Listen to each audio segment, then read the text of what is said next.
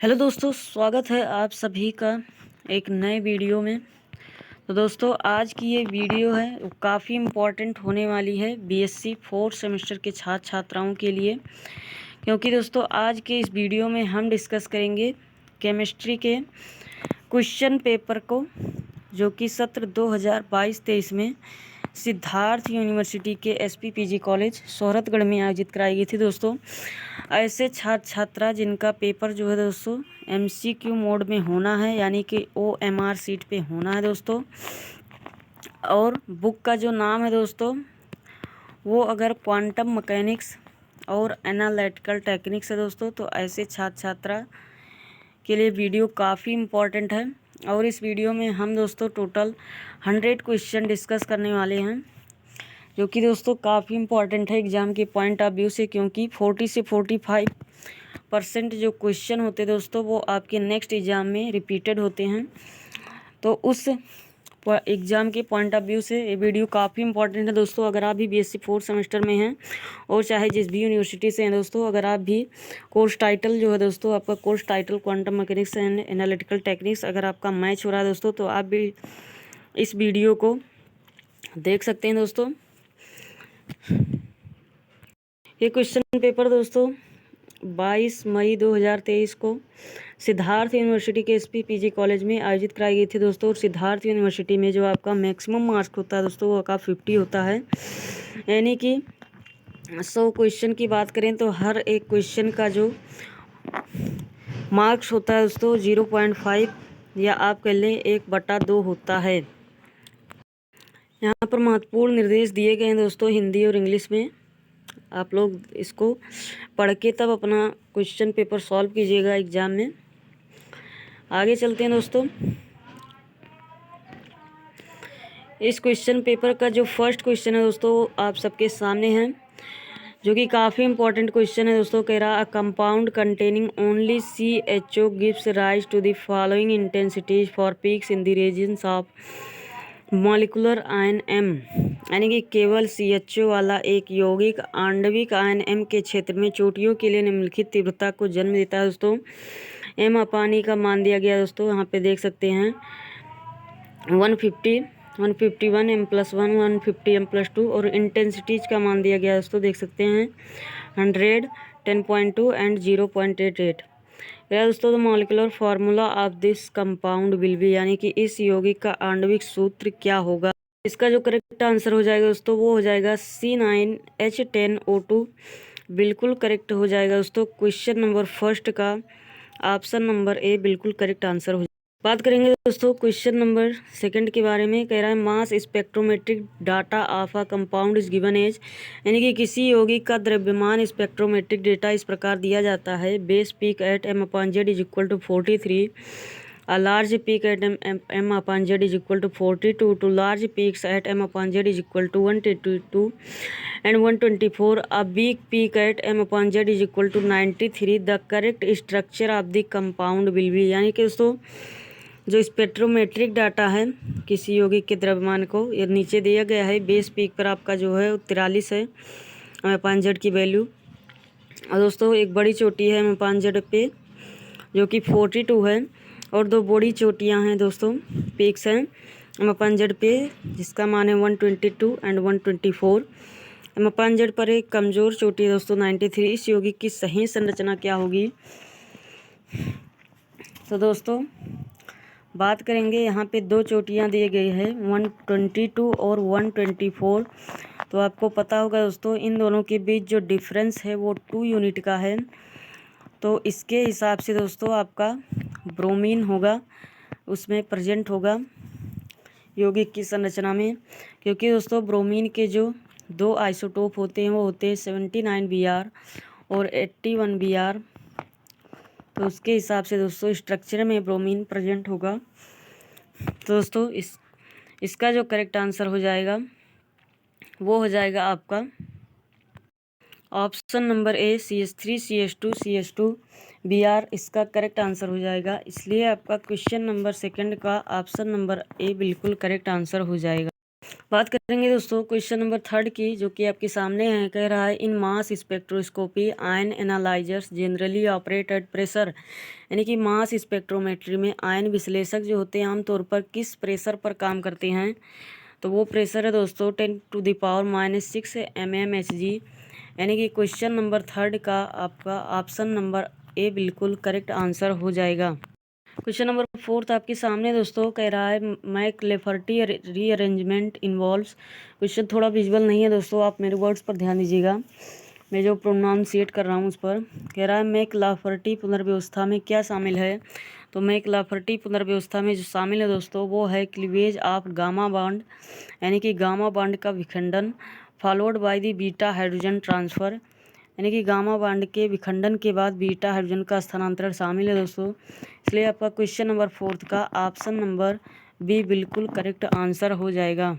Question number 5 आपके सामने दोस्तों कह रहा है which of the following statements is false for mass spectrometry, यानी कि मास स्पेक्ट्रोस्कोपी के लिए निम्नलिखित में से कौन सा कथन गलत है।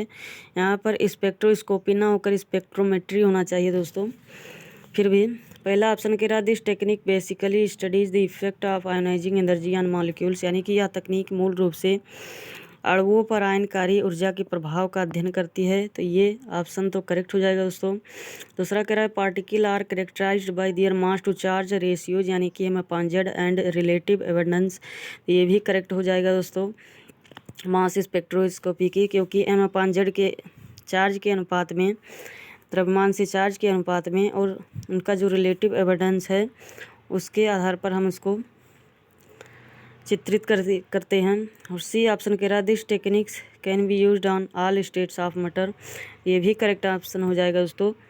तो इस हिसाब से क्वेश्चन नंबर 5 का जो करेक्ट आंसर हो जाएगा दोस्तों वो हो जाएगा आपका नन ऑफ दी एबव, यानी कि कोई भी ऑप्शन इसमें से गलत नहीं है दोस्तों। इसलिए आपका क्वेश्चन नंबर 5 का ऑप्शन नंबर डी बिल्कुल करेक्ट आंसर हो जाएगा। क्वेश्चन नंबर 6 आपके सामने दोस्तों कह रहा who discovered the mass spectrometer, mass spectrometer की खोज किसने की। ये आपको पता होगा दोस्तों, जे थॉमसन जो हैं उन्होंने मास स्पेक्ट्रोमीटर की खोज की थी। इसलिए आपका क्वेश्चन नंबर 6 का ऑप्शन नंबर डी बिल्कुल करेक्ट हो जाएगा। क्वेश्चन नंबर 7 आपके सामने दोस्तों कह रहा है mass spectrometers are used to determine which of the following, यानी कि मास स्पेक्ट्रोमीटर का उपयोग निम्नलिखित में से किससे निर्धारित करने के लिए किया जाता है। तो दोस्तों मास स्पेक्ट्रोमीटर का यूज जो है वो किया जाता है दोस्तों रिलेटिव मास ऑफ एटम्स को निर्धारित करने के लिए। इसलिए आपका क्वेश्चन नंबर 7 का ऑप्शन नंबर सी बिल्कुल करेक्ट आंसर हो जाएगा। क्वेश्चन नंबर 8 आपके सामने दोस्तों कह रहा है मास spectrometer separates ion on the basis of which of the following, यानी कि मास स्पेक्ट्रोमीटर जो है निम्नलिखित में से किसके आधार पर आयनों को अलग करता है। ऑप्शंस आपके सामने दिए गए हैं, तो आपको तो पता ही होगा मास टू चार्ज रेशियो के आधार पर, यानी कि जिसे M/Z हम कहते हैं दोस्तों, इसके आधार पर अलग करता है आयनों को। इसलिए आपका क्वेश्चन नंबर 8 का ऑप्शन नंबर ए बिल्कुल करेक्ट आंसर हो जाएगा। क्वेश्चन नंबर 9 कह रहा है दोस्तों in mass spectrometer the ion currents are measured using which of the following, यानी कि मास स्पेक्ट्रोमीटर में आयन धाराओं को निम्नलिखित में से किसके द्वारा मापा जाता है। ऑप्शंस आपके सामने दिए गए हैं दोस्तों, तो इसका जो करेक्ट आंसर हो जाएगा वो हो जाएगा इलेक्ट्रोमीटर ट्यूब, यानी कि क्वेश्चन नंबर 9 का ऑप्शन नंबर बी आपका बिल्कुल करेक्ट आंसर हो जाएगा। क्वेश्चन नंबर 10 कह रहा है दोस्तों in which state of matter mass spectrometry is performed, यानी कि पदार्थ की किस अवस्था में मास स्पेक्ट्रोस्कोपी की जाती है। तो दोस्तों गैसीय अवस्था में की जाती है, यानी कि गैसीय अवस्था में। इसलिए आपका क्वेश्चन नंबर 10 का ऑप्शन नंबर बी बिल्कुल करेक्ट आंसर हो जाएगा। बात करेंगे दोस्तों क्वेश्चन नंबर 11 की। कह रहा है distribution law is applicable in, वितरण नियम किस पर लागू होता है। Degree of association of a solute पे, तो ये भी करेक्ट है दोस्तों। विलय के संगुणन की कोटि जानने में लागू होता है दोस्तों डिस्ट्रीब्यूशन लॉ। और degree of ionisation of solute के लिए भी लागू होता है, और एक्सट्रेक्शन प्रोसेस में भी लागू होता है। तो इसका जो करेक्ट आंसर हो जाएगा वो हो जाएगा ऑल ऑफ द एबव, यानी कि उपयुक्त सभी इसलिए आपका क्वेश्चन नंबर 11 का ऑप्शन नंबर डी बिल्कुल करेक्ट आंसर हो। बात करेंगे दोस्तों क्वेश्चन नंबर 12 की। कह रहा था solubility of iodine in water is 0.8 gram per litre if its distribution coefficient of carbon tetrachloride per water is 82, what will be solubility of iodine in CCl4। यानी कि पानी में आयोडीन की घुलनशीलता जो है दोस्तों 0.8 ग्राम पर लीटर है। यदि कार्बन टेट्राक्लोराइड पर जल के लिए इसका वितरण गुणांक जो है दोस्तों वो 82 है, तो आयोडीन की CCl4 में विलेयता क्या होगी। तो इसका एक सूत्र होता है दोस्तों K इज इक्वल टू के, यहाँ पे क्या है दोस्तों, तो K है आपका डिस्ट्रीब्यूशन कोएफिशिएंट जो कि दिया गया है दोस्तों 82, तो 82 रख देंगे दोस्तों। और होता है आपका दोस्तों आयोडीन सॉल्युबिलिटी इन CCl4 और अपान में रख देंगे दोस्तों आयोडीन सॉल्युबिलिटी इन वाटर। तो दोस्तों हो जाएगा आपका 82 इज इक्वल टू वाटर के स्थान पे रख देंगे 0.8 ग्राम पर लीटर। तो इसका जो मल्टीप्लाई करेंगे दोस्तों तो आपका आ जाएगा 65 × 6 ग्राम पर लीटर, और यही आपका करेक्ट आंसर हो जाएगा दोस्तों। यानी कि क्वेश्चन नंबर 12 का ऑप्शन नंबर ए बिल्कुल करेक्ट आंसर हो जाएगा। तो ये काफ़ी इजी क्वेश्चन था दोस्तों, फार्मूला बेस्ड, बशर्ते आपको फार्मूला पता होना चाहिए। K is equal to solubility in CCl4 of iodine upon solubility of iodine in water. इसी फार्मूले पे रख देंगे दोस्तों, आपका आंसर आ जाएगा। क्वेश्चन नंबर 13 आपके सामने दोस्तों कह रहा है which of the following statements is incorrect for नष्ट डिस्ट्रीब्यूशन लॉ। यानी कि निम्नलिखित में से कौन सा कथन नष्ट वितरण नियम के लिए गलत है। तो वो कथन हो जाएगा दोस्तों आपका the ratio of the species in the 2 phases must be constant.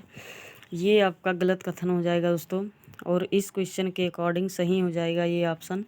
इसलिए आपका क्वेश्चन नंबर 13 का ऑप्शन नंबर डी बिल्कुल करेक्ट आंसर हो जाएगा। बात करेंगे दोस्तों क्वेश्चन नंबर 14 की, जो कि कह रहा है you are given 100 ml of CCl4 to extract iodine from 200 ml of its aqueous solution for extracting maximum amount of iodine which one of the following process would you use.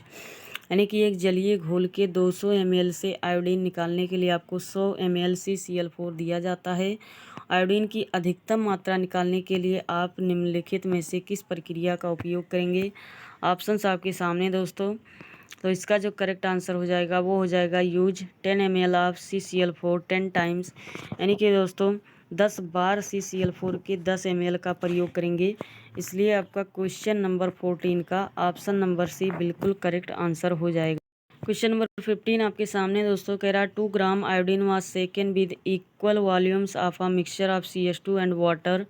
The distribution coefficient of I2 between CH2 and water is 410। The concentration of iodine in water will be. यानी कि 2 gram iodine को बराबर आयतन में दोस्तों CH2 और पानी के मिश्रण से हिलाया गया। CH2 और पानी के बीच I2 का जो वितरण गुणांक है वो 410 है। पानी में आयोडीन की सांद्रता क्या होगी, तो इसको सॉल्व करने पर आपको जो आंसर प्राप्त होगा दोस्तों वो आएगा 4.86 × 10⁻³ ग्राम। इसलिए आपका क्वेश्चन नंबर 15 का ऑप्शन नंबर ए बिल्कुल करेक्ट आंसर हो जाएगा। क्वेश्चन नंबर 16 आपके सामने दोस्तों कह रहा है which of the following is not an important property that governs the extent of separation. यानी कि निम्नलिखित में से कौन सा महत्वपूर्ण गुण नहीं है जो पृथक्करण की सीमा को नियंत्रित करता है। तो इसका जो करेक्ट आंसर हो जाएगा दोस्तों वो हो जाएगा रेडियस ऑफ गायरेशन, यानी कि जिसको हिंदी में घूर्णन त्रिज्या बोलते हैं। इसलिए आपका क्वेश्चन नंबर 16 का ऑप्शन नंबर बी बिल्कुल करेक्ट आंसर हो जाएगा। बात करेंगे दोस्तों क्वेश्चन नंबर 17 की, कह रहा chromatography is use to separate. Chromatography का उपयोग क्या अलग करने के लिए किया जाता है। तो आप लोगों को पता होगा दोस्तों, काफ़ी इजी क्वेश्चन है। तो क्रोमेटोग्राफी का उपयोग मिक्सचर्स को अलग करने के लिए किया जाता है। इसलिए आपका क्वेश्चन नंबर 17 का ऑप्शन नंबर डी बिल्कुल करेक्ट आंसर हो जाए। क्वेश्चन नंबर 18 कह रहा है दोस्तों the paper on the paper is in chromatography is called. यानी पैटर्न दोस्तों, द पैटर्न जो होता है पेपर क्रोमेटोग्राफी पर। क्रोमेटोग्राफी में कागज़ पर जो पैटर्न बनता है दोस्तों उसको क्या कहते हैं, तो उसको कहते हैं दोस्तों क्रोमेटोग्राम। इसलिए आपका क्वेश्चन नंबर 18 का ऑप्शन नंबर सी बिल्कुल करेक्ट आंसर हो जाएगा। क्वेश्चन नंबर 19 कह रहा है दोस्तों, the chromatography is the process for identification, purification and separation of components of a mixture on the basis of difference in their. यानी कि दोस्तों क्रोमेटोग्राफी जो है मिश्रण के घटकों की पहचान, शुद्धिकरण और उनके अंतर के आधार पर अलग करने की प्रक्रिया है। तो इसका जो करेक्ट आंसर हो जाएगा दोस्तों वो हो जाएगा affinity of mobile and stationary phase, यानी कि मोबाइल और स्थिर चरण के लिए बंधुता। इसलिए आपका क्वेश्चन नंबर 19 का ऑप्शन नंबर डी बिल्कुल करेक्ट आंसर हो जाएगा। क्वेश्चन नंबर 20 कह रहा है दोस्तों, using chromatogram as detector in chromatography a graph is obtained between dot dot dot and time. यानी कि क्रोमेटोग्राफी में क्रोमेटोग्राम को संसूचक के रूप में प्रयोग करके डॉट डॉट डॉट और समय के बीच ग्राफ किया जाता है। किसके बीच में ग्राफ प्राप्त किया जाता है दोस्तों, तो वो है आपका कंसंट्रेशन। इसलिए आपका क्वेश्चन नंबर 20 का ऑप्शन नंबर ए बिल्कुल करेक्ट आंसर हो जाएगा। क्वेश्चन नंबर 21 कह रहा है दोस्तों, which force is involve in the chromatography. Chromatography में कौन सा बल शामिल है, इलेक्ट्रोस्टैटिक फोर्स, तो ये भी शामिल है दोस्तों, हाइड्रोजन बॉन्डिंग भी शामिल है और लंडन फोर्स भी शामिल है। तो इसलिए इसका जो करेक्ट आंसर हो जाएगा वो हो जाएगा ऑल ऑफ दी अबव, यानी कि उपयुक्त सभी इसका आंसर हो जाएगा दोस्तों। इसलिए क्वेश्चन नंबर 21 का ऑप्शन नंबर डी बिल्कुल करेक्ट आंसर हो जाएगा। बात करेंगे दोस्तों क्वेश्चन नंबर 22 की, जो कि कह रहा है which is not a factor for choosing absorbent, यानी कि अधिशोषक के चयन के लिए कौन कारक नहीं है, तो वो है दोस्तों आपका टेम्परेचर। इसलिए आपका क्वेश्चन नंबर 22 का ऑप्शन नंबर ए बिल्कुल करेक्ट आंसर हो जाएगा। बात करेंगे दोस्तों क्वेश्चन नंबर 23 की, कह रहा है the components with less affinity towards this stationary phase, यानी कि स्थिर प्रावस्था के प्रति कम बद्धता व घटक। ऑप्शंस आपके दिए गए हैं सामने दोस्तों, तो इसका आंसर हो जाएगा ट्रेवल फास्टर, यानी कि तेज़ी से यात्रा करते हैं दोस्तों जिनके पास लेस अफिनिटी होती है। तो इसलिए क्वेश्चन नंबर 23 का ऑप्शन नंबर ए बिल्कुल करेक्ट आंसर हो जाएगा। क्वेश्चन नंबर 24 आपके सामने दोस्तों कह रहा है ion exchange chromatography is based on the, यानी कि आयन एक्सचेंज क्रोमेटोग्राफी किस पे आधारित है। ऑप्शंस आपके सामने दिए गए हैं दोस्तों। तो आयन एक्सचेंज क्रोमेटोग्राफी जो है इलेक्ट्रोस्टैटिक अट्रैक्शन, यानी कि इलेक्ट्रोस्टैटिक आकर्षण पर आधारित है। इसलिए आपका क्वेश्चन नंबर 24 का ऑप्शन नंबर ए बिल्कुल करेक्ट आंसर हो जाएगा। क्वेश्चन नंबर 25 कह रहा है दोस्तों, which technique is also known as colour writing, यानी कि किस तकनीक को रंग लेखन के रूप में भी जाना जाता है, तो वो टेक्निक है दोस्तों आपका क्रोमेटोग्राफी। इसलिए आपका क्वेश्चन नंबर 25 का ऑप्शन नंबर बी बिल्कुल करेक्ट आंसर हो जाएगा। क्वेश्चन नंबर 25 कह रहा है दोस्तों, if uncertainty in position of an electron is zero the uncertainty in its momentum would be, यानी कि एक इलेक्ट्रॉन की स्थिति अगर अनिश्चितता शून्य है तो इसके संवेग की अनिश्चितता क्या होगी। काफ़ी इजी क्वेश्चन है दोस्तों फर्स्ट यूनिट से, तो इसका आंसर हो जाएगा इनफाइनाइट, अनंत, यानी कि। तो इस क्वेश्चन नंबर 26 का ऑप्शन नंबर डी बिल्कुल करेक्ट आंसर हो जाएगा। क्वेश्चन आपका दोस्तों हाइजेनबर्ग अनसर्टेनिटी प्रिंसिपल से पूछा गया था, काफ़ी इंपॉर्टेंट है दोस्तों और सिंपल भी है काफ़ी। बात करेंगे दोस्तों क्वेश्चन नंबर 27 की, द कह रहा है the presence of 3 unpaired electrons in nitrogen atom can be explained by, यानी कि नाइट्रोजन परमाणु में 3 अयुग्मित इलेक्ट्रॉनों की उपस्थिति को निम्न द्वारा समझाया जाता है। किसके द्वारा समझाया जाता है दोस्तों, तो वो समझाया जाता है हुंड्स रूल के द्वारा, हुंड्स मल्टीप्लिसिटी रूल के द्वारा। इसलिए आपका क्वेश्चन नंबर 27 का ऑप्शन नंबर डी बिल्कुल करेक्ट आंसर हो जाएगा। बात करेंगे दोस्तों क्वेश्चन नंबर 28 की, कह रहा है for L is equal to 3 total values of M is, तो एल इज इक्वल टू 3 के लिए दोस्तों टोटल वैल्यूज जो हो जाएगा एम का वो हो जाएगा -1 से +1 तक, यानी कि जो इसका सही आंसर हो जाएगा वो हो जाएगा ऑप्शन नंबर ए, यानी कि 7 हो जाएगा दोस्तों। इसलिए क्वेश्चन नंबर 28 का ऑप्शन नंबर ए बिल्कुल करेक्ट आंसर हो जाएगा। क्वेश्चन नंबर 29 आपके सामने दोस्तों कह रहा at any point the probability of occurrence of an electron is given by, यानी कि किसी भी बिंदु पर एक इलेक्ट्रॉन के होने की प्रायिकता किससे दी जाती है, तो वो दी जाती है दोस्तों साई स्क्वायर से। इसलिए आपका क्वेश्चन नंबर 29 का ऑप्शन नंबर बी बिल्कुल करेक्ट आंसर हो जाएगा। क्वेश्चन नंबर 30 जो है दोस्तों काफ़ी सिंपल क्वेश्चन है, फर्स्ट यूनिट से काफ़ी इंपॉर्टेंट क्वेश्चन भी है दोस्तों। कह रहा uncertainty principle was given by, यानी कि अनिश्चितता का सिद्धांत किसने दिया था। तो अनिश्चितता का सिद्धांत जो दिया था दोस्तों हाइजेनबर्ग ने दिया था, और इनके सिद्धांत को हाइजेनबर्ग अनसर्टेनिटी प्रिंसिपल के नाम से जाना जाता है। इसलिए आपका क्वेश्चन नंबर 30 का ऑप्शन नंबर ए बिल्कुल करेक्ट आंसर हो। क्वेश्चन नंबर 31 आपके सामने दोस्तों कह रहा है for hydrogen like atom with nuclear charged the energy of orbital with principal quantum number N follows which of the following relations, यानी कि दोस्तों नाभिकीय आवेश जड़ वाले हाइड्रोजन जैसे परमाणु के लिए मुख्य क्वांटम संख्या एन व कक्षक की ऊर्जा अनुसरण करती है। तो इसके लिए हाइड्रोजन एटम के लिए जो दोस्तों आपका न्यूक्लियर चार्ज और उसके बीच में संबंध है वो है E = -13.6 Z²/n²। तो देखेंगे ऑप्शन में दोस्तों, तो यहाँ पे देख सकते हैं -13.6 को यहाँ पर प्रोपोर्शनलिटी दे दिया है। प्रोपोर्शनलिटी हटाएंगे तो कांस्टेंट आ जाएगा। तो इस हिसाब से दोस्तों इसका जो करेक्ट आंसर हो जाएगा क्वेश्चन नंबर 31 का वो हो जाएगा ऑप्शन नंबर सी, बिल्कुल करेक्ट आंसर हो जाएगा। क्वेश्चन नंबर 32 कह रहा है दोस्तों आपके सामने है, कह रहा if delta Y and delta P Y are the uncertainties in Y coordinate and the Y component of momentum of a particle respectively, then according to uncertainty principle delta Y into delta P Y is. और दोस्तों H का मान दिया गया है H/2π दे दिया है। कह रहा है दोस्तों यदि डेल वाई और डेल्टा पी वाई क्रमशः वाई निर्देशांक और कण के एक संवेग वाई घटक में अनिश्चितताएं हैं, तो अनिश्चितता सिद्धांत के अनुसार delta Y into delta P Y क्या है। तो इसका जो करेक्ट आंसर हो जाएगा दोस्तों वो हो जाएगा D = ग्रेटर देन और इक्वल देन H/2, यानी कि दोस्तों ऑप्शन नंबर डी आपका करेक्ट आंसर हो जाएगा इस क्वेश्चन का। क्वेश्चन नंबर 33 कह रहा है दोस्तों the de Broglie wavelength for hydrogen atom travelling at 1000 metre per second is, यानी कि 1000 मीटर पर सेकेंड से यात्रा करने वाले HE यानी कि हीलियम परमाणु के लिए डी ब्रॉगली तरंगदैर्ध्य की लंबाई क्या है। तो ये होता है दोस्तों, इसका जो फार्मूला होता है वो हो जाता है लैम्डा = H/P, यानी कि जिसको हम H/mb भी लिख सकते हैं दोस्तों।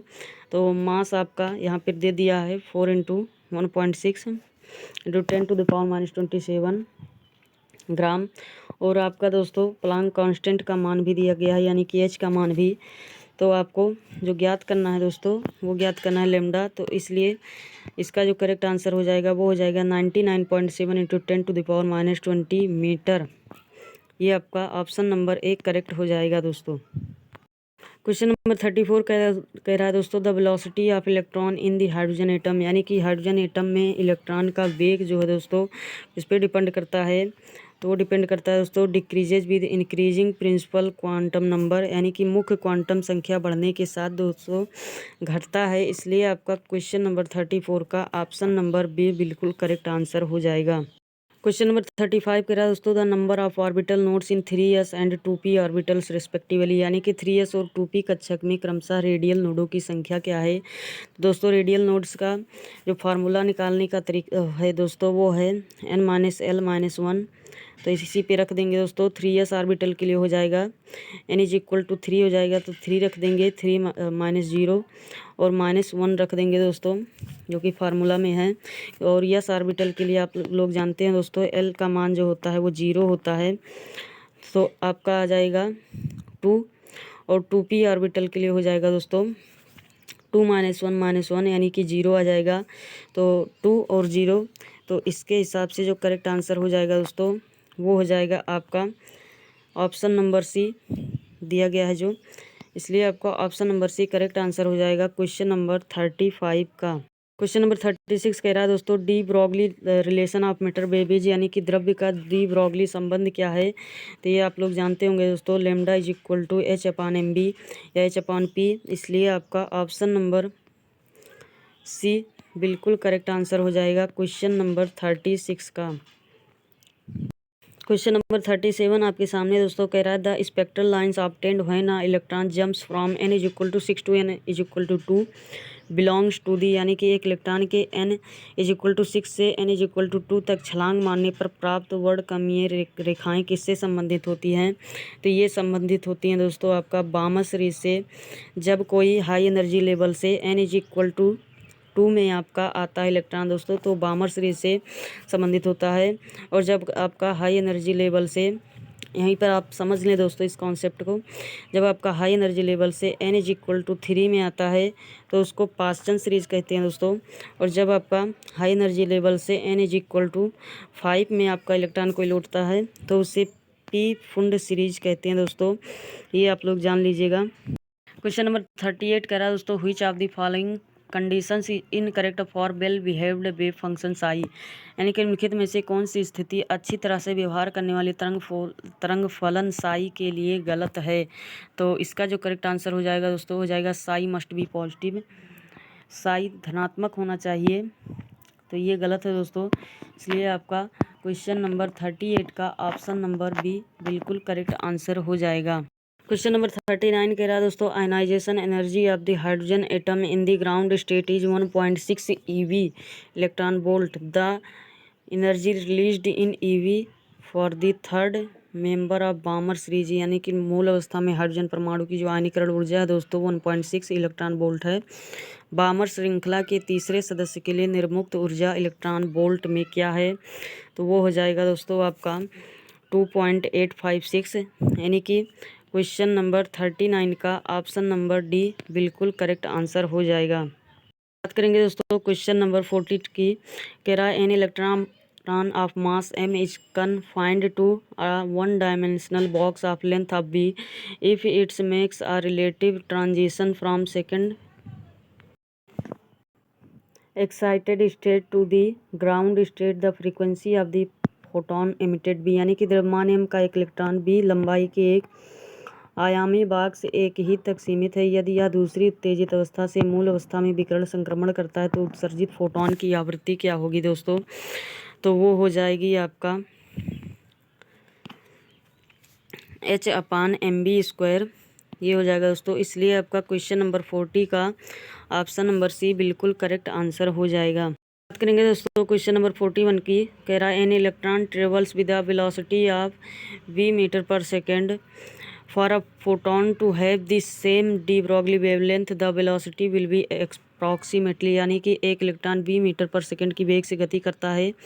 समान डी ब्रॉगली तरंगदैर्ध्य वाले प्रोटॉन के लिए वेग क्या होगा? तो वो हो जाएगा दोस्तों b/1840, यानी कि ऑप्शन नंबर ए आपका करेक्ट हो जाएगा क्वेश्चन नंबर 41 के लिए। क्वेश्चन नंबर 42 कह रहा है दोस्तों, which one of the following decides the shape of orbitals in an energy shells, यानी कि दोस्तों निम्नलिखित में से कौन सा एक ऊर्जा कक्षक में कक्षकों के आकार का निर्धारण करता है? तो ये आप लोग जानते होंगे दोस्तों, इसका जो करेक्ट आंसर हो जाएगा वो हो जाएगा आपका एजीमुथल क्वांटम नंबर। ये शेप को डिसाइड करता है दोस्तों, जिसको दिगंशी क्वांटम संख्या कहते हैं। इसलिए आपका क्वेश्चन नंबर 42 का ऑप्शन नंबर सी बिल्कुल करेक्ट आंसर। क्वेश्चन नंबर 43 आपके सामने दोस्तों कह रहा wave nature of electron was experimentally demonstrated by, यानी कि इलेक्ट्रॉन की तरंग प्रकृति को प्रदर्शित किया था, किसने किया था दोस्तों? तो वो किए थे आपके जर्मर ने, जिनको पूरा नाम है डेविएशन जर्मर। इन्होंने एक्सपेरिमेंटली प्रूव करा था दोस्तों प्रकाश के वेव नेचर को। और बात करेंगे कि वेव नेचर ऑफ इलेक्ट्रॉन को जो प्रिंसिपल है किसने दिया था? तो ये डी ब्रॉगली ने दिया था दोस्तों, और इसको एक्सपेरिमेंटली प्रूव किया था जर्मर और डेविएशन नामक साइंटिस्ट ने, जो कि इनके शिष्य थे दोस्तों। तो इसलिए इस क्वेश्चन का जो करेक्ट आंसर हो जाएगा वो हो जाएगा option number D Germer. Question number 44 आपके सामने दोस्तों कह रहा है which one of the following orbitals is spherically symmetrical, यानी कि निम्नलिखित में से कौन सा कक्षक गोलाकार रूप से सममित है? तो वो है दोस्तों आपका 1s, क्योंकि s का जो ऑर्बिटल होता है दोस्तों वो होता है आपका स्फेरिकल। तो वो s वाला इन चारों ऑप्शन में एक ही है, वो भी है ऑप्शन नंबर सी। इसलिए आपका क्वेश्चन नंबर 44 का ऑप्शन नंबर सी बिल्कुल करेक्ट आंसर हो जाएगा। क्वेश्चन नंबर 45 कह रहा है दोस्तों, name the quantum number that specifies the orientation of atomic orbitals in space, यानी कि क्वांटम संख्या का नाम बताइए जो अंतरिक्ष में परमाणु क्रमांक के उन्मुखीकरण को निर्दिष्ट करती है। इसका जो करेक्ट आंसर हो जाएगा दोस्तों वो हो जाएगा मैग्नेटिक क्वांटम नंबर, यानी कि चुंबकीय क्वांटम संख्या। इसलिए आपका क्वेश्चन नंबर 45 का ऑप्शन नंबर ए बिल्कुल करेक्ट आंसर हो जाएगा। क्वेश्चन नंबर 46 कह रहा है दोस्तों, the correct Schrodinger wave equation for an electron in a potential field V in the 3 dimensions where the symbol have their usual meanings is, यानी कि एक इलेक्ट्रॉन के लिए सही श्रोडिंगर तरंग समीकरण एक स्थिति क्षेत्र V में आयामों में जहाँ प्रतीक का सामान्य अर्थ क्या होता है, तो वो आपका हो जाएगा दोस्तों, इसका जो करेक्ट आंसर हो जाएगा वो हो जाएगा दोस्तों del square psi 8 pi square M upon H square E minus B एक कोष्ठक में साइज इक्वल टू 0, यानी कि क्वेश्चन नंबर 46 का ऑप्शन नंबर डी बिल्कुल करेक्ट हो जाएगा दोस्तों। मानता हूँ दोस्तों विजिबल नहीं था थोड़ा क्वेश्चन, तो आप वीडियो क्वालिटी को बढ़ा लेंगे और हमारे वर्ड्स पर ध्यान देंगे दोस्तों जो मैं प्रोनाउंसिएट कर रहा हूँ। बात करेंगे दोस्तों क्वेश्चन नंबर 47 की, कह रहा है which one of the following is a condition for combination of atomic orbitals, यानी कि निम्नलिखित में से कौन सा परमाणु कक्षकों के संयोजन के लिए एक शर्त है।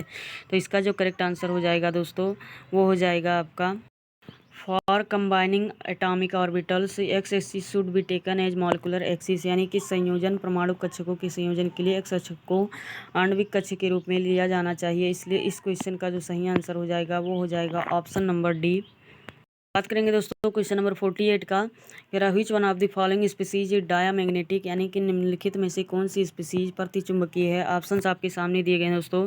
तो डायामैग्नेटिक जो है दोस्तों वो है NO+, यानी कि ऑप्शन नंबर बी आपका बिल्कुल करेक्ट आंसर हो जाएगा क्वेश्चन नंबर 48 का। क्वेश्चन नंबर 49 आपके सामने दोस्तों कह रहा है when the overlapping of pure atomic orbital fails to explain the nature of chemical bonding which one of the following concept is employed, यानी कि जब शुद्ध परमाणु कक्षकों का अतिव्यापन रासायनिक बंध की प्रकृति की व्याख्या करने में विफल रहता है तो निम्नलिखित में से कौन सी अवधारणा कार्यरत होती है। तो इस क्वेश्चन का जो करेक्ट आंसर हो जाएगा दोस्तों वो हो जाएगा LCAO एंड ओवरलैपिंग, यानी कि ऑप्शन नंबर बी आपका करेक्ट आंसर हो जाएगा क्वेश्चन नंबर 49 का। बात करेंगे दोस्तों क्वेश्चन नंबर 50 की, कह रहा है the bond order of O2+ is the same as in, यानी कि दोस्तों O2+ की आबंध कोट किसके समान है, तो वो समान है दोस्तों N2+ से। इसलिए आपका क्वेश्चन नंबर 50 का ऑप्शन नंबर ए बिल्कुल करेक्ट आंसर हो जाएगा। क्वेश्चन नंबर 51 कह रहा है दोस्तों electromagnetic radiation is produced by, यानी कि विद्युत चुंबकीय विकिरण किससे उत्पन्न होती है। तो विद्युत चुंबकीय किरणें जो उत्पन्न होती है दोस्तों वो चार्ज पार्टिकल से उत्पन्न होती है, यानी कि आवेशित कणों द्वारा। इसलिए आपका क्वेश्चन नंबर 51 का ऑप्शन नंबर डी बिल्कुल करेक्ट आंसर हो जाए। क्वेश्चन नंबर 52 कह रहा है दोस्तों which one of the given formats is used to represent electromagnetic waves, यानी कि नीचे दिए गए प्रारूपों में कौन चुंबकीय तरंगों का प्रतिनिधित्व करने के लिए किया जाता है। तो इसका जो करेक्ट आंसर हो जाएगा दोस्तों वो हो जाएगा साइनोसोडियल वेव्स, यानी कि साइनोसोडियल तरंगे, जो कि दोस्तों आपका इस तरह से आपका चलती हैं, तो इसी को साइनोसोडियल वेव्स कहते हैं। इसलिए आपका क्वेश्चन नंबर 52 का ऑप्शन नंबर डी बिल्कुल करेक्ट आंसर हो जाएगा। क्वेश्चन नंबर 53 कह रहा है दोस्तों if the reactions are unknown is it possible to determine the degrees of freedom, यदि अभिक्रियाएं अज्ञात हैं तो स्वतंत्रता की कोट निर्धारित की जा सकती है, तो नहीं की जा सकती है दोस्तों। इसलिए इसका जो करेक्ट आंसर हो जाएगा वो हो जाएगा नो, यानी कि नहीं। क्वेश्चन नंबर 53 का option number B correct answer हो जाएगा दोस्तों। क्वेश्चन नंबर 54 कह रहा है दोस्तों what are the degrees of freedom, यानी कि स्वतंत्रता की कोटि क्या है। तो स्वतंत्रता की कोटि दोस्तों है total variables in the process, यानी कि प्रक्रिया में कुल चर। इसलिए आपका क्वेश्चन नंबर 54 का ऑप्शन नंबर बी बिल्कुल करेक्ट आंसर हो जाएगा। क्वेश्चन नंबर 55 कह रहा है दोस्तों what are the total degrees of freedom in if the number of species are 8, total streams are 3, total temperature 3, stream pressure 3 and heat released 1, extent of reaction 2। तो इसका जो degree of freedom हो जाएगा दोस्तों वो हो जाएगा टोटल 17, यानी कि ऑप्शन नंबर ए करेक्ट हो जाएगा क्वेश्चन नंबर 55 का। क्वेश्चन नंबर 56 कह रहा है दोस्तों, the splitting of spectral rotational lines in the presence of an external field is called, यानी कि किसी बाह्य क्षेत्र की उपस्थिति में घूर्णी रेखाओं का विभाजन क्या कहलाता है। तो वो कहलाता है दोस्तों आपका स्टार्क इफेक्ट, जो कि होता है दोस्तों स्प्लिटिंग होता है किसके कारण, तो इलेक्ट्रिक फील्ड के कारण। यहाँ पे मेंशन नहीं है दोस्तों, तो यहाँ पे दो ऑप्शन सही हो सकते हैं, एक तो जीमन इफेक्ट सही हो सकता है और एक तो स्टार्क इफेक्ट हो सकता है दोस्तों। स्टार्क इफेक्ट जो होता है ये स्प्लिटिंग होता है इलेक्ट्रिक फील्ड की वजह से, और जो जीमेन इफेक्ट होता है दोस्तों वो होता है मैग्नेटिक फील्ड की वजह से। तो क्वेश्चन में मेंशन नहीं किया गया है कि मैग्नेटिक का पूछ रहा है दोस्तों कि इलेक्ट्रिक का, इसलिए यहाँ पे दो ऑप्शन सही होने की प्रायिकता है दोस्तों, प्रोबेबिलिटी है।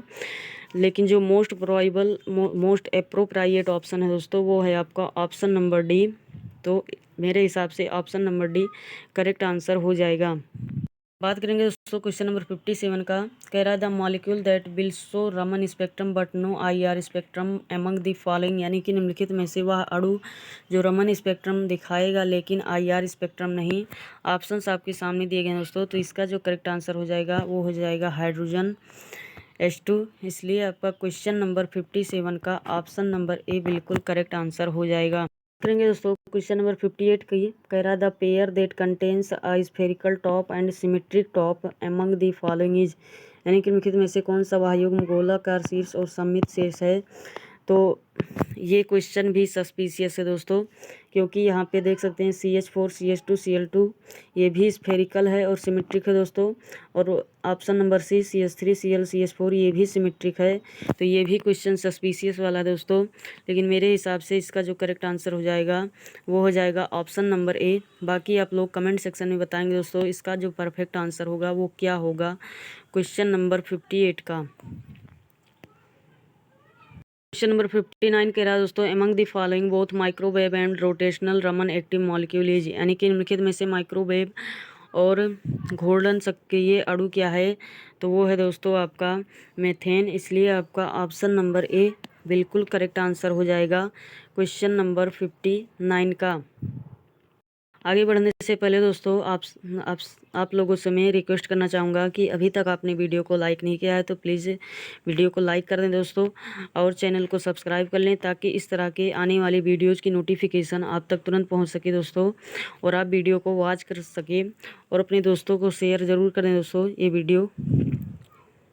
क्वेश्चन नंबर 60 कह रहा है दोस्तों, in the IR spectrum the absorption band due to carbonyl group in phenyl acetate appears at, यानी कि आईआर स्पेक्ट्रम में फिनाइल एसीटेट कार्बोनिल समूह के कारण अवशोषण दिखाई देता है किस सेंटीमीटर यूनिवर्स पर। तो वो हो जाएगा दोस्तों 1760 सेंटीमीटर यूनिवर्स पर, यानी कि 1760 यूनिवर्स पर सेंटीमीटर यूनिवर्स पर। इसलिए आपका क्वेश्चन नंबर 60 का ऑप्शन नंबर बी बिल्कुल करेक्ट आंसर हो जाएगा।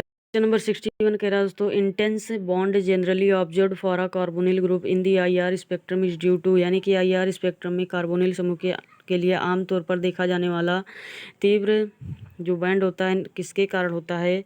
तो वो होता है दोस्तों आपका dipole moment charge change due to CO bond stretching is large, यानी कि CO बंध तनन के कारण आघूर्ण परिवर्तन बढ़ा है। इसलिए आपका क्वेश्चन नंबर 61 का ऑप्शन नंबर डी बिल्कुल करेक्ट आंसर हो जाएगा। क्वेश्चन नंबर 62 आपके सामने दोस्तों कह रहा है which of the following causes the vibration of atoms, यानी कि निम्नलिखित में से कौन परमाणु कंपन उत्पन्न करता है। तो वो दोस्तों कौन करता है, डाईपोल मोमेंट करता है एटम्स के बीच में, यानी कि परमाणुओं के बीच द्विध्रुव आघूर्ण। इसलिए आपका क्वेश्चन नंबर 62 का ऑप्शन नंबर डी बिल्कुल करेक्ट आंसर हो जाएगा। 63 आपके सामने दोस्तों कह रहा है in the vibrational spectrum of CO2 the number of fundamental vibration modes common in both infrared and Raman are, यानी कि CO2 की कंपन स्पेक्ट्रम में इंफ्रारेड रमन दोनों में उपस्थित मौलिक कंपन संख्या क्या है। तो वो हो जाएगा दोस्तों आपका 0 हो जाएगा दोस्तों, यानी कि 0। इसलिए आपका क्वेश्चन नंबर 63 का ऑप्शन नंबर डी बिल्कुल करेक्ट आंसर हो जाएगा। करेंगे दोस्तों क्वेश्चन नंबर 64 का, और ये काफ़ी इंपॉर्टेंट क्वेश्चन है दोस्तों, क्योंकि ये आपका क्वेश्चन जो है DDU यूनिवर्सिटी में पूछा गया था और सिद्धार्थ यूनिवर्सिटी में दोस्तों भी पूछा गया है, और हो सकता है इस साल 2025 में भी पूछ ले दोस्तों। ऐसे क्वेश्चन रिपीटेड होते हैं दोस्तों और मोस्ट इम्पॉर्टेंट क्वेश्चन होते हैं, जो कि आपका है क्वेश्चन नंबर 64 कह रहा है which one of the following relationships is correct regarding the molecular energy levels, यानी कि आणविक ऊर्जा स्तरों के संबंध में निम्नलिखित में से कौन सा संबंध है। तो इसका जो करेक्ट आंसर हो जाएगा दोस्तों वो हो जाएगा E electronic is greater than E vibrational is greater than E rotational, यानी कि ऑप्शन नंबर ए आपका बिल्कुल करेक्ट आंसर हो जाएगा क्वेश्चन नंबर 64 का। दोस्तों क्वेश्चन नंबर 65 का कह रहा the vibrational stretching frequency of diatomic molecules depends upon, यानी कि द्विव परमाणु कणों की कंपनी का आवृत्ति किस पे निर्भर करती है। तो निर्भर करती है फोर्स कांस्टेंट पे, ये भी सही है दोस्तों, और मासेस ऑफ बोथ एटम्स पर, तो ये भी सही है। इसका जो करेक्ट आंसर हो जाएगा वो हो जाएगा बोथ ए एंड बी, यानी कि ए और बी पर दोनों पर निर्भर करती है दोस्तों। हुक्स लॉ से आप लोग जानते होंगे, इसलिए आपका क्वेश्चन नंबर 65 का ऑप्शन नंबर सी बिल्कुल करेक्ट आंसर। क्वेश्चन नंबर 65 कह रहा है दोस्तों what is the wavelength range of UV spectrum, यानी कि यूवी स्पेक्ट्रम की तरंग दैर्ध्य परास क्या है। तो वो है दोस्तों आपका 100 नैनोमीटर टू 500 नैनोमीटर, यानी कि दोस्तों यूवी का पूछ रहा है। तो यूवी का दोस्तों 100 नैनोमीटर से 500 नैनोमीटर तक होता है दोस्तों, इसलिए आपका क्वेश्चन नंबर 66 का ऑप्शन नंबर ए करेक्ट हो जाएगा दोस्तों। क्वेश्चन नंबर 67 कह रहा है दोस्तों the photon of wavelength 400 nanometre corresponds to which wave number, यानी कि तरंगदैर्घ्य 400 नैनोमीटर का फोटोन किस पे संख्या से मेल खाता है। तो इसका जो करेक्ट आंसर हो जाएगा वो हो जाएगा दोस्तों 25,000 सेंटीमीटर यूनिवर्स, यानी कि ऑप्शन नंबर ए करेक्ट हो जाएगा क्वेश्चन नंबर 67 का। नंबर 68 कह रहा है दोस्तों the absorption at lambda max 279 nanometre in the UV spectrum of acetone is due to, यानी कि दोस्तों एसीटोन के यूवी स्पेक्ट्रम लेमडा मैक्स 279 पर अवशोषण किसके कारण होता है। वो होता है दोस्तों N2 पाई स्टार ट्रांजिशन, इसलिए आपका क्वेश्चन नंबर 68 का ऑप्शन नंबर बी बिल्कुल करेक्ट आंसर हो जाएगा। क्वेश्चन नंबर 69 कह रहा है दोस्तों in the UV visible spectrum of an alpha beta unsaturated carbonyl compound with increasing solvent polarity. तो इसका जो करेक्ट आंसर हो जाएगा दोस्तों वो हो जाएगा N2 pi star transitions undergo hypsochromic shift, pi to pi star transitions undergo bathochromic shift, इसलिए आपका क्वेश्चन नंबर 69 का ऑप्शन नंबर ए बिल्कुल करेक्ट आंसर हो जाएगा। क्वेश्चन नंबर 70 कह रहा है दोस्तों the wavelength lambda for sigma to sigma star transition lie in the region, किस रीजन में पड़ता है दोस्तों। तो वो पड़ता है आपका यूवी रीजन में, इसलिए आपका क्वेश्चन नंबर 70 का ऑप्शन नंबर सी बिल्कुल करेक्ट आंसर हो जाएगा। क्वेश्चन नंबर 71 कह रहा है दोस्तों which statements is false about chromophore, chromophore के बारे में कौन सा कथन असत्य है। तो वो है दोस्तों आपका they required high energy for transition electron transition, इसलिए आपका क्वेश्चन नंबर 71 का ऑप्शन नंबर डी एक करेक्ट आंसर हो जाएगा दोस्तों। 72 कह रहा है दोस्तों which group acts as chromophore, कौन सा समूह क्रोमोफोर के रूप में कार्य करता है। तो क्रोमोफोर जो हो जाएगा दोस्तों वो हो जाएगा N डबल बॉन्ड N, इसलिए आपका क्वेश्चन नंबर 72 का ऑप्शन नंबर सी बिल्कुल करेक्ट आंसर हो जाएगा। नंबर 73 कह रहा है दोस्तों आक्जोक्रोम है व्हिच टाइप ऑफ इलेक्ट्रॉन, आक्जोक्रोम के पास किस तरह के इलेक्ट्रॉन होते हैं। तो नॉन बॉन्डेड इलेक्ट्रॉन होते हैं दोस्तों, गैर आबंधी, इसलिए आपका क्वेश्चन नंबर 73 का ऑप्शन नंबर सी बिल्कुल करेक्ट आंसर हो जाएगा। क्वेश्चन नंबर 74 कह रहा है दोस्तों which of the following absorption is shown by 1,3 butadiene it's UV absorption spectrum recorded in an hexane epsilon max is the molar एब्जॉर्बिटिविटी। तो इसका जो करेक्ट आंसर हो जाएगा दोस्तों वो हो जाएगा lambda max 217 nanometre epsilon max 21,000, इसलिए आपका क्वेश्चन नंबर 74 का ऑप्शन नंबर बी बिल्कुल करेक्ट आंसर हो जाएगा। क्वेश्चन नंबर 75 कह रहा है दोस्तों which of the following compounds है UV absorption band lambda max in the far ultraviolet region, यानी कि निम्नलिखित में से किस यौगिक में दूर पराबैंगनी किरण में यूवी अवशोषण बैंड लेमडा मैक्स है। तो इसका जो करेक्ट आंसर हो जाएगा दोस्तों वो हो जाएगा इथेन, इथेन के पास जिसका जो लैम्डा मैक्स की वैल्यू होती है दोस्तों वो होती है 135 नैनोमीटर। इसलिए आपका क्वेश्चन नंबर 75 का ऑप्शन नंबर सी बिल्कुल करेक्ट आंसर हो जाएगा। क्वेश्चन नंबर 76 कह रहा है दोस्तों IR एक्टिव मॉलिक्यूल्स इज, यानी कि IR सक्रिय अणु क्या है। तो IR सक्रिय अणु है दोस्तों OCS है, यानी कि ऑप्शन नंबर क्वेश्चन नंबर 76 का ऑप्शन नंबर सी बिल्कुल करेक्ट आंसर हो जाएगा। क्वेश्चन नंबर 77 आपके सामने दोस्तों कह रहा है among the following isomers of C4H6 given below the compound which exhibits an absorption band as 3000 centimetre inverse in the IR spectrum is. तो वो हो जाएगा दोस्तों 2,1 ब्यूटाइन, यानी कि क्वेश्चन नंबर 77 का ऑप्शन नंबर बी आपका करेक्ट आंसर हो जाएगा।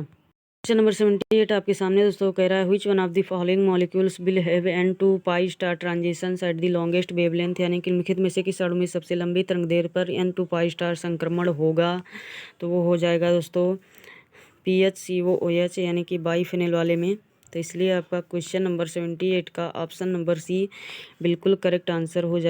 क्वेश्चन नंबर 79 कह रहा है दोस्तों strong IR absorption band in the range of 3500 से 3400 सेंटीमीटर इनवर्स सोज, यानी कि 35,000 टू 34,000 सेंटीमीटर यूनिवर्स प्रास में प्रबल IR अवशोषण बैंड प्रदर्शित करता है। क्या प्रदर्शित करता है दोस्तों। तो N बॉन्डेज स्ट्रेचिंग प्रदर्शित करता है।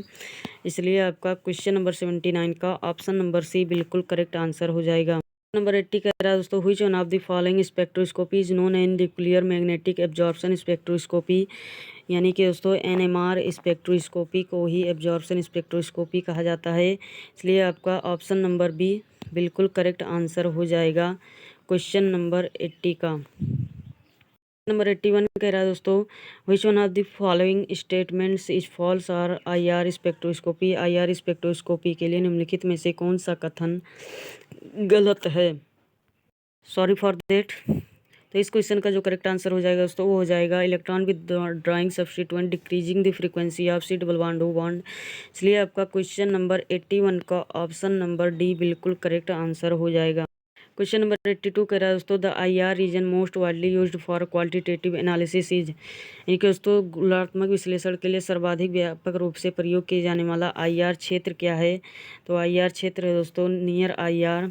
इसलिए आपका क्वेश्चन नंबर 82 का ऑप्शन नंबर बी बिल्कुल करेक्ट आंसर हो जाएगा। क्वेश्चन नंबर 83 कह रहा है दोस्तों which of the following transitions mainly occur in IR। तो जो मेनली अकर होता है दोस्तों IR में होता है रोटेशनल एंड वाइब्रेशनल ट्रांजिशन।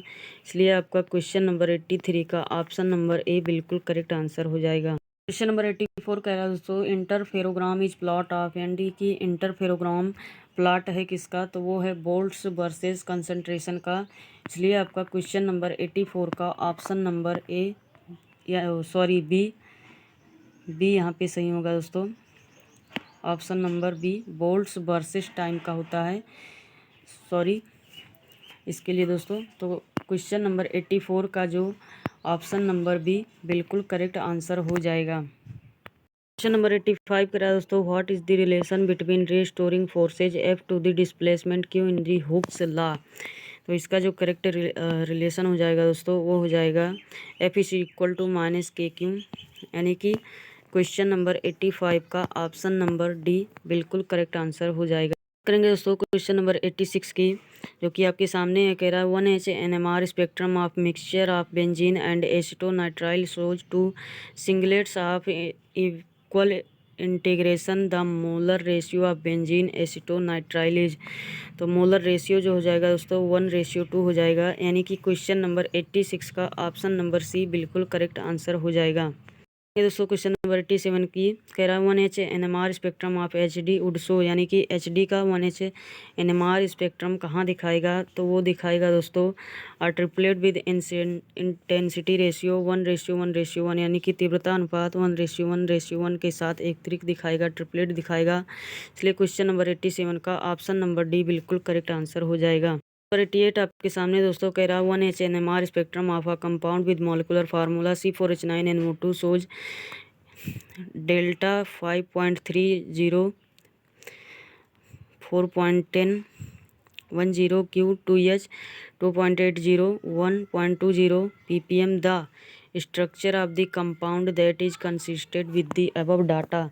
तो इस डाटा के अनुसार उस कंपाउंड का स्ट्रक्चर जो हो जाएगा दोस्तों वो हो जाएगा CH3NaCOO CH2CH3, यानी कि क्वेश्चन नंबर 88 का ऑप्शन नंबर ए बिल्कुल करेक्ट आंसर हो जाएगा। दोस्तों क्वेश्चन नंबर 89 की कह रहा है how many kinds of proton are there in CH3 CH double bond CH2, यानी कि CH3 CH double bond CH2 में कितने प्रकार के प्रोटॉन होते हैं। तो 4 प्रकार के, यानी कि 4 प्रकार के प्रोटॉन होते हैं दोस्तों। इसलिए आपका क्वेश्चन नंबर 89 का ऑप्शन नंबर सी बिल्कुल करेक्ट आंसर हो जाएगा। क्वेश्चन नंबर 90 आपके सामने दोस्तों कह रहा है which of the following molecules will show spin spin coupling in NMR spectra, यानी कि निम्नलिखित में से कौन सा अणु NMR स्पेक्ट्रा में स्पिन स्पिन युग्मन दिखाएगा। तो वो दिखाएगा आपका दोस्तों CH3 bond CH double bond O। इसलिए आपका क्वेश्चन नंबर 90 का ऑप्शन नंबर डी बिल्कुल करेक्ट आंसर हो जाएगा। क्वेश्चन नंबर 91 कह रहा है दोस्तों the number of signals generated bye protons in NMR spectrum of the molecule C3H4 is, यानी कि अणु C3H4 के NMR स्पेक्ट्रम में प्रोटॉन द्वारा उत्पन्न सिग्नल्स यानी कि संकेतों की संख्या क्या है। तो वो है 2। इसलिए आपका क्वेश्चन नंबर 91 का दोस्तों ऑप्शन नंबर बी जो है बिल्कुल करेक्ट आंसर हो जाएगा।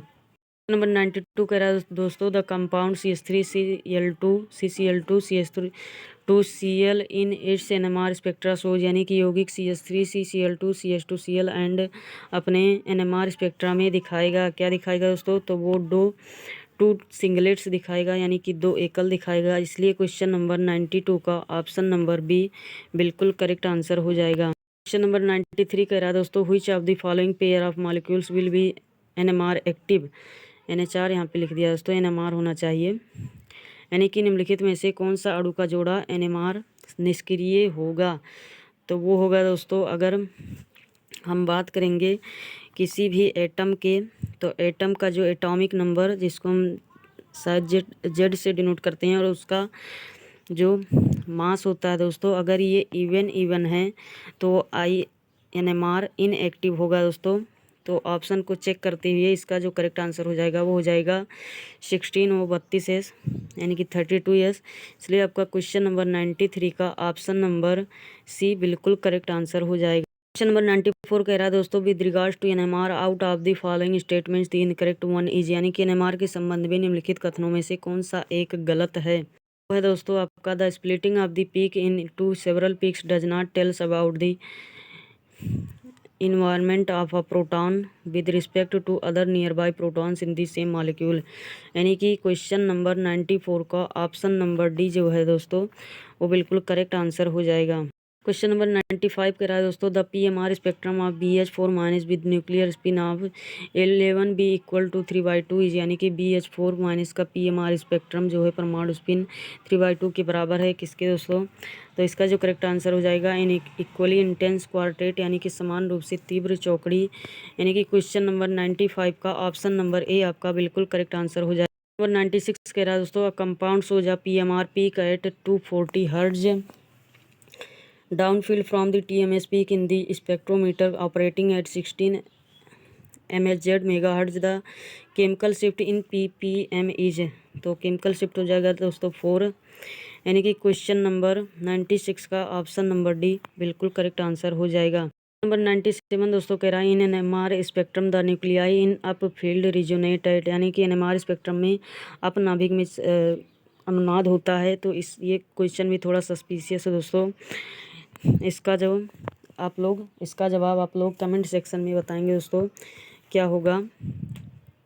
क्वेश्चन में आप लोगों पे छोड़ता हूँ दोस्तों, आप इसका जवाब कमेंट सेक्शन में बताएंगे दोस्तों, कमेंट करके करेंगे दोस्तों। क्वेश्चन नंबर 98 का कह रहा है signal splitting in NMR arises from, यानी कि NMR में सिग्नल विभाजन उत्पन्न होता है किसके कारण होता है दोस्तों। तो वो होता है स्पिन स्पिन कपलिंग के द्वारा, यानी कि स्पिन स्पिन युग्मन से। इसलिए आपका क्वेश्चन नंबर 98 का ऑप्शन नंबर डी बिल्कुल करेक्ट आंसर हो जाएगा। क्वेश्चन नंबर 99 आपके सामने दोस्तों कह रहा है the nuclei that does not give NMR signals is, यानी कि NMR संकेत नहीं देने वाला नाभिक कौन सा है। तो वो है दोस्तों आपका 15N, यानी कि क्वेश्चन नंबर 99 का ऑप्शन नंबर डी आपका बिल्कुल करेक्ट आंसर हो जाएगा। और अब बात करेंगे दोस्तों इस वीडियो के लास्ट क्वेश्चन के बारे में, यानी कि क्वेश्चन नंबर 100 कह रहा है दोस्तों, the distance between the centres of the peaks of the doublets is called is, यानी कि द्विलक के शिखरों के केंद्र के बीच की दूरी को क्या कहते हैं। तो उसको कहते हैं दोस्तों हम कपलिंग कांस्टेंट, यानी कि युग्मन स्थिरांक। इसलिए आपका क्वेश्चन नंबर 100 का जो ऑप्शन नंबर बी बिल्कुल करेक्ट आंसर हो जाएगा। उम्मीद है कि दोस्तों आपने वीडियो को शुरू से एंड तक लास्ट तक देखा होगा दोस्तों, और आपको काफ़ी नॉलेज मिला होगा quantum mechanics and analytical techniques के एमसीक्यूज़ के बारे में। मिलते हैं नेक्स्ट वीडियो में दोस्तों, तब तक के लिए आप पढ़ाई करते रहें, एग्ज़ाम की प्रिपरेशन करते रहें। Thanks for watching all of you दोस्तों।